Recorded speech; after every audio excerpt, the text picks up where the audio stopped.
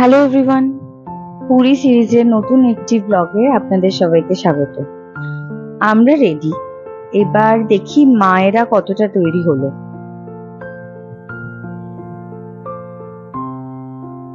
আজ আমরা যাব নন্দনকাননে। তো যাক, মায়েরাও রেডি হয়ে গেছে মোটামুটি। এবার আমরা ব্রেকফাস্ট করে দেন বেরোবো। হোটেলের ঠিক পাশেই একটা দোকান থেকে আমরা করব কিছু আনহেলদি ব্রেকফাস্ট। আনহেলদি কেন বললাম না, খাবো কচুরি আর তার সাথে তরকারি আর মিষ্টি। আমি মিষ্টি খাইনি, কিন্তু কচুরি আর তরকারিটা খুব টেস্টি ছিল। তিনটে কচুরি নিয়েছে 20 টাকা, এরকম করে প্রাইসটা ছিল, তো রিজনেবল প্রাইস ছিল। আমরা এখন গাড়িতে উঠে গেছি। কিছু ড্রাই ফুড নিয়ে নিয়েছি, সাথে করে কেক, বিস্কিট, কিছু ফ্রাইজ এসব নিয়েছি, আর কিছু ফলও নিয়ে নিয়েছি। এখন আমরা যাচ্ছি নন্দনকাননের উদ্দেশ্যে। তো আমরা নন্দনকানন যাব বলে এই গাড়িটি আমরা বুক করেছি। যাতায়াত 2200 টাকা মতো। আমাদের কাছে ভাড়াটা রিজনেবলি লেগেছে, তার কারণ এখানে বাকি যারা মানে ভাড়া চাইছিল তারা মোটামুটি 3000-এর কাছাকাছি চেয়েছে। নন্দনকানন যেতে পুরী থেকে সময় লাগে 2.5 ঘন্টা, আর যদি তোমরা ভুবনেশ্বর থেকে যাও তাহলে খুবই কম সময় লাগবে, কারণ ভুবনেশ্বর স্টেশন থেকে বেশি দূর নয় নন্দনকানন। আমি ছোটবেলায় পুরী এসেছি, কিন্তু আমার তো কিছুই মনে নেই। এইবার মন ভরে সবকিছু দেখে নিচ্ছি। তাই চলে আসলাম নন্দনকাননের সামনে। এখানে রয়েছে প্রচুর ফলের দোকান, আরো অনেক খাবার দাবারের দোকান আছে। তো আমরা আপাতত একটু ফল খেয়ে নেব, কারণ আমার খিদে পেয়ে গেছে এবং সবারই একটু একটু পেয়েছে, তাই একটু ফল খাচ্ছি। আমি তরমুজ খেলাম আর কুল নিয়ে নিলাম, কারণ আমি কুল খেতে খুব ভালোবাসি। আর এখানে দেখলাম খুব ভালো কুলও পাওয়া যাচ্ছে, তাই কুল নিলাম। আর আমি সব ফল যেহেতু খেতে পারবো না, তাই জন্য আমি শুধু নিয়ে নিলাম হচ্ছে তরমুজটা। এটা নন্দনকাননের মেন গেট। এবার মেন গেট দিয়ে প্রবেশ করার পালা টিকিট কাটার জন্য। আপনারা অনলাইনেও টিকিট বুক করতে পারেন, কিন্তু আমরা অনলাইন টিকিট বুক করিনি, আমরা অফলাইনেই করব টিকিট বুক। এবার এখানে প্রচুর গাইড আপনাদেরকে একদম বাইরে থেকেই ধরে বলবে চলুন চলুন চলুন, তো ওগুলো না শুনে একদম টিকিট কাউন্টারে গিয়ে কথা বলাটাই আপনাদের বেস্ট হবে। আমরা 4 জন অ্যাডাল্ট ছিলাম, তার সাথে একজন গাইড নিয়েছি। গাইড নিলে সুবিধা হয় কি, একটার পর একটা জায়গা ভিজিট করতে সুবিধা হবে বলে আগে গাইড নিয়ে নিয়েছি একজন। আর একটা গাড়ি বুক করেছি, টোটো গাড়ি। আর যেহেতু আমরা সাফারিটাও করব, সব মিলিয়ে আমাদের পড়েছে 1200 টাকা মতো। এরপর কিছুটা দূর এগিয়ে গিয়েই আপনারা পাবেন একটা এরকম জায়গা, যেখানে দেখবেন যে প্লাস্টিকের জিনিসপত্র কিছু অ্যালাউ করে না বলে ওরা এরকম ঠোঙার মধ্যে সবকিছু দিয়ে দিচ্ছে। ঠোঙার দাম 5 টাকা এবং 10 টাকা, সাইজের উপর ডিপেন্ড করছে। তো সমস্তগুলো আমরা যা খাবার নিয়েছিলাম সেগুলো সব প্যাকেট থেকে ঠোঙায় ট্রান্সফার করে দিচ্ছে। এটার জন্য আপনারা আগে থেকেও জিনিসগুলো ঠোঙায় করে নিয়ে যেতে পারেন, মানে ফুড অ্যালাউ আছে, কিন্তু সেটা আপনারা প্যাকেটে করে নিয়ে যেতে পারবেন না। ঠিক সেম প্রসেসে এই যে প্লাস্টিকের জলের যে বোতলগুলো, বা কেউ যদি কোল্ড ড্রিঙ্কস নিয়ে যায় সেই বোতলগুলো, এগুলো ওরা অ্যালাউ করে একটা অন্য প্রসেসে। সেটা হচ্ছে একটা ওখানে আর একটা কাউন্টার আছে যেখানে বোতলটা নিয়ে যেতে হবে। ওরা একটা স্টিকার লাগিয়ে দেবে এবং 100 রুপিস আপনার থেকে জমা রাখবে। আর যখন আপনি বেরোবেন সেই সময় ওই স্টিকারটা ওনারা তুলে নেবেন এবং 100 রুপিসটা আপনাকে ফেরত দিয়ে দেবে। এর মানে এটাই যে আপনারা পুরো যখন পার্কটার ভেতরে ঘুরবেন সেই সময় কোনো রকম ভাবে কোনো বটল ওখানে ফেলতে পারবেন না। তো এই যে আমার বটলে স্টিকার গুলো লাগানো হয়ে গেছে। এটা হচ্ছে শপটা, মানে কাউন্টারটা। এবার আমরা ঢুকে পড়েছি পার্কের মধ্যে। এবার দেখা যাক কোথায় কোথায় যাই। ইনি হচ্ছেন আমাদের গাইড, ইনি আমাকে সব গল্পগুলো বলছিলেন যে নন্দনকানন জুওলজিক্যাল পার্কটা 1080 একর জমি নিয়ে রয়েছে, আর উনি এখানে প্রায় 30 বছরেরও বেশি ধরে গাইডের কাজটা করছেন। এই পার্কটা ওপেন হয়েছিল 1960-তে। আর এই পার্কটার বিশেষত্ব তো মোটামুটি সবাই জানে যে ব্যাঘ্র প্রকল্পের জন্য এটা ফেমাস, আর হোয়াইট টাইগার এবং বর্তমানে ব্ল্যাক টাইগারের জন্য এটি ফেমাস। এবং আমরা যে কটা সাফারি করব, আমি জানি না কটা দেখাতে পারবো, আমরা ঠিক করেছি tiger safari, bear safari, deer safari and land safari করব। তো আমি টুক করে এখানে একটা ছবি তুলে নিয়েছিলাম, আমার খুব ভালো লেগেছিল এই ঝর্ণাটা। আমরা এখন যে অ্যানিমালটা দেখতে এসেছি এর নাম হলো গিবন। এরা বানরেরই একটি প্রজাতি, দেখতে কেমন সেটা বোঝানোর জন্য একটা ফটো অ্যাটাচ করলাম। এরা ফ্রুট খায়, সাথে 4টে এগ করে এগ খায় এভরিডে। এরা একটা অদ্ভুত ভাবে সাউন্ড করে, তো সেই সাউন্ডটা তোমাদের শোনানোর জন্য আমি ভিডিওতে দিয়েছি। ওদেরকে ক্যামেরা জাস্টিস করতে পারছি না কারণ আমারটা অত ভালো ক্যামেরা নয়, তো তোমরা সাউন্ডটা শোনো আর ছবিটা দেখে নাও।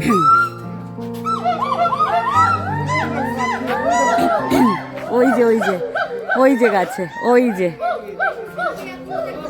মীনাকুমারী, এই যে মীনাকুমারী কি আছে? এটা মীনাকুমারী।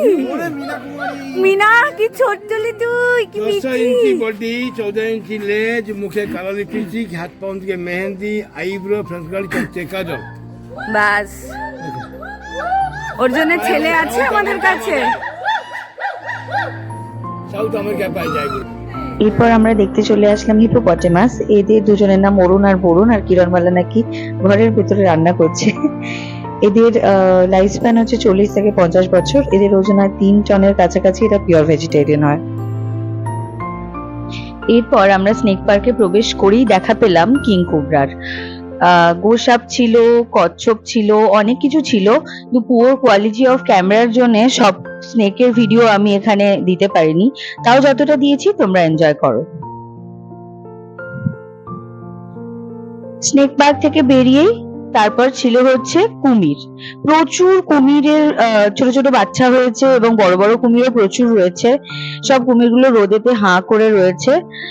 আমি নিজেও তো দেখলাম, আর তার সাথে সাথে গোপালকেও একটু কুমিরের দর্শন করিয়ে দিলাম। এখন আমরা সাফারিতে যাব। আমি খুব এক্সাইটেড কিন্তু বাঘমামাকে দেখবো বলে। লাইফে ফার্স্ট টাইম সাফারিতে এসেছি। ব্যাপারটা কিন্তু দারুণ। আমরা রডবন্দি বাসেতে বন্দি, আর পশুরা জঙ্গলে, এটাই হওয়া উচিত। তো দেখা যাক বাঘমামার দেখা পাওয়া যায় কিনা।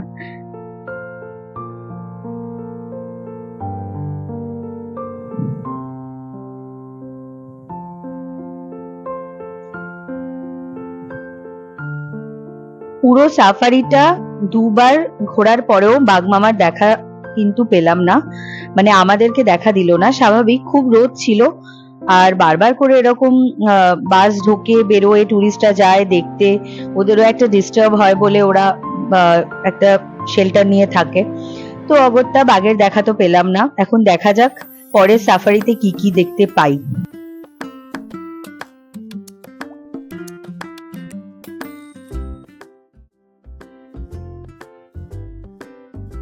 মন খারাপ নিয়েই চললাম লায়ন সাফারি করতে। তো দেখা যাক এবার লায়নের দেখা আমরা পাই কিনা।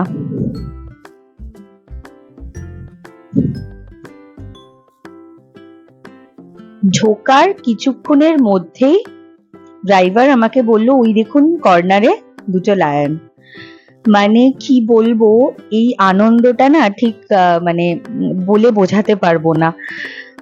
ফার্স্ট টাইম এরম সামনে থেকে, এত কাছ থেকে ওপেন লায়নকে দেখছি। আমরা জুতে তো খাঁচায় বন্দি দেখেছি, কিন্তু এটা কিন্তু দুর্দান্ত একটা অভিজ্ঞতা হলো, খুব ভালো লাগলো।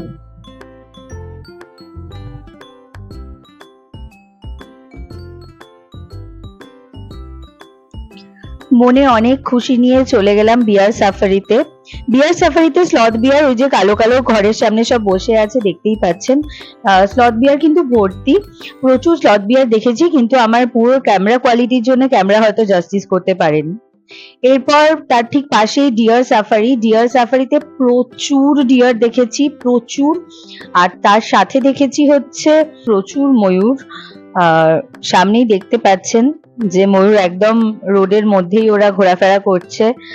আর এই পাশে দেখুন কত হরিণ একসাথে, প্রচুর প্রচুর হরিণ ছিল, আর দারুণ দেখতে লাগছিল। ক্যামেরাতে সবসময় সবকিছু অতটা ভালো লাগে না, সামনে থেকে যতটা ভালো লাগে। যাদের বাড়িতে বাচ্চা আছে তারা অবশ্যই ছোট ছোট বাচ্চাদেরকে নিয়ে ঘুরে আসুন, কারণ ওদের অ্যানিমাল বেশি ভালো লাগে আর ওদের দারুণ লাগবে এই সাফারিগুলো, কারণ ওরা কাছ থেকে অ্যানিমাল গুলোকে দেখতে পারবে। এটার একটা দারুণ অভিজ্ঞতা। আর ময়ূরের নীলকণ্ঠ কালারটা মানে অসাধারণ লাগছে। সাফারি শেষ করে মোটর গাড়িতে করে, মানে যেটা টোটো টাইপের গাড়িটা ছিল সেটা করে হঠাৎ করে বেরিয়েই দেখা পেলাম হচ্ছে জিরাফের। তারপর তো চারিদিকে ছোট ছোট বানরে ভর্তি। বলছে ফোন সাবধান, সবসময়ের জন্য বলে রাখছে এখানে ফোন এবং খাবার জিনিস সাবধান, তার কারণ ওরা এসে ছিনিয়ে নিয়ে চলে যায়। আবার যদি তুমি ফুড দাও তাহলে ওরা সেই জিনিসটা রিটার্ন করে দেবে। তো এসব তো খুব চলতেই থাকে। এখন হচ্ছে দা হোয়াইট টাইগার, নন্দনকাননে দা হোয়াইট টাইগারকে আমরা দেখতে এসেছি। বেশি কিছু বলবো না, শুধু অনুভূতিটাই আমি বলবো যে নিতে সবাইকে। এত কাছ থেকে হোয়াইট টাইগারকে দেখছিলাম এবং এত বিশাল এটা, সবসময় তো ক্যামেরা জাস্টিস করতে পারে না, এটা জাস্ট বিশাল বড় একটা হোয়াইট টাইগার।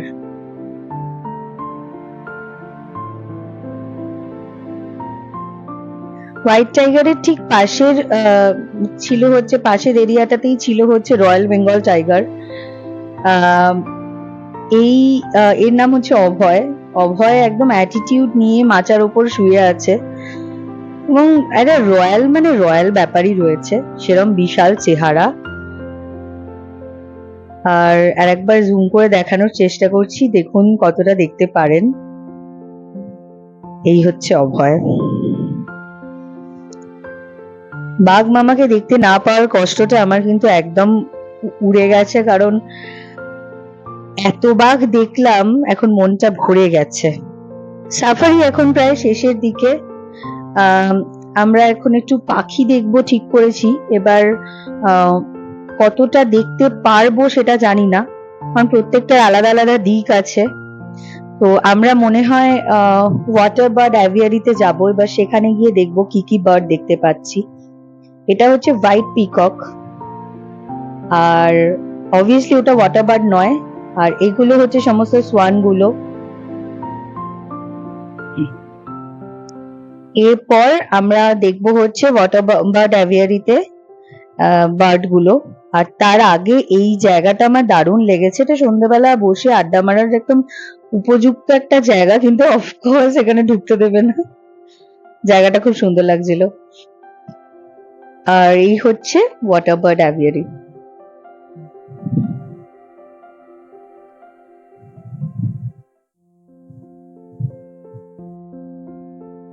কি যে অপূর্ব লাগছিল, সমস্ত পাখিগুলোকে ঝর্ণার মধ্যে এরম করে রেখে দিয়েছে, মানে মন ভরে যাওয়ার একদম, যাকে বলে। আর এইগুলো ডেফিনেটলি আমি ব্লগের মধ্যে দিয়ে ইউটিউবে একটা ডকুমেন্ট করে রাখছি, আমার পরে দেখতেও ভালো লাগবে। যারা এখনো নন্দনকানন যায়নি তাদেরকে বলবো প্লিজ প্লিজ প্লিজ যান, এবং বাচ্চাদেরকে নিয়ে যান, বাড়িতে বাচ্চা থাকলে তারা খুব মজা পাবে, তারা খুব এনজয় করবে। সব শেষে একটা সুন্দর ফুলের বাগান দেখতে পেলাম। এরপর বাড়ি ফেরার পালা, মানে বাড়ি মানে আমাদের এখন হোটেলটাই বাড়ি, তো ঘরে ফেরার পালা এখন। আর খিদেও পেয়ে গেছে খুব। বাড়িতে গিয়ে রেস্ট নিয়ে আমি আরো বেরিয়েছিলাম একটু সমুদ্রের হাওয়া খেতে, মায়েরা আর বেরোয়নি, তো খুব ভালো লাগছিল।